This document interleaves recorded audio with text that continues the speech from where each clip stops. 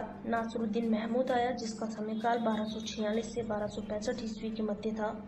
नासिरुद्दीन महमूद इल्तुतमिश का पुत्र एवं इल्बारी वंश के प्रथम जो वंश था, इल्बारी वंश का अंतिम शासक था। प्रथम इल्बारी वंश का अंतिम शासक था। ये मधुर और धार्मिक स्वभाव का व्यक्ति था। खाली समय में बैठा कुरान की नकल करता था, ये इसकी आदत थी। मिन्हाजुद्दीन सिराज इसके टाइम पे मुख्य काजी के पद पर नियुक्त था और उसने अपनी पुस्तक तबकात-ए-नासिरी में इसी को समर्पित किया है। जो मिन्हाजुद्दीन सिराज की पुस्तक थी तबकात-ए-नासिरी, वो इसी के ऊपर है, नासिरुद्दीन महमूद के ऊपर है। क्योंकि जो मिन्हाजुद्दीन सिराज था वो नासिरुद्दीन महमूद के टाइम पे मुख्य काजी के पद पर नियुक्त था।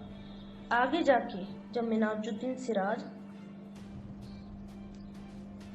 इसके शासनकाल में था, उसके ऊपर षड्यंत्र से उसे शासनकाल से हटाया गया। नासिरुद्दीन महमूद के शासनकाल में समस्त जो शक्ति थी वो बलबन के हाथों में आ गई थी। मैंने आपको बताया था मसूद शाह के टाइम पे बलबन अमीर आजिब के पद पर नियुक्त था। नासिरुद्दीन महमूद के टाइम पे जो सारी शक्ति थी वो धीरे धीरे बलबन के हाथों में जाती गई। उसके बाद में 1249 ईस्वी में इसने बलबन को उलुग खां की उपाधि प्रदान कर दी। अब प्रश्न यहाँ से भी बनाया कई बार कि उलुग खां की उपाधि बलबन को देने वाला कौन था? नासिरुद्दीन महमूद था।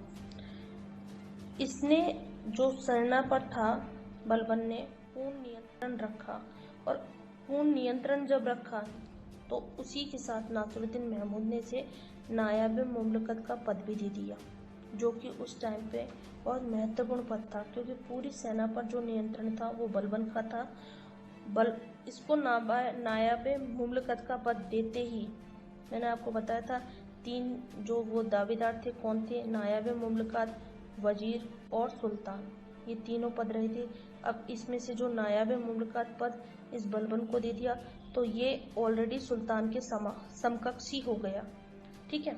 इसके शासनकाल में भारतीय मुसलमानों का एक अलग दल बन गया था बलबन के टाइम पे, जिनका जो नेता था वो इमामुद्दीन रेहान था। रेहान को एक धर्म परिवर्तन करके सुल्तान बनाया गया था। संज्ञा दी गई है। यहाँ पे भी कई बार प्रश्न बन चुके हैं कि शक्ति का अपहरणकर्ता कौन है, कि षड्यंत्रकारी कौन है, तो ये इमादुद्दीन रेहान ही है। ठीक है। 1265 ईस्वी में नासिरुद्दीन महमूद की मृत्यु होने पर बलबन ने स्वयं को सुल्तान घोषित कर दिया और उसका उत्तराधिकारी बना। इसी के साथ जो प्रथम इल्बारी तुर्क वंश था वो समाप्त हो गया।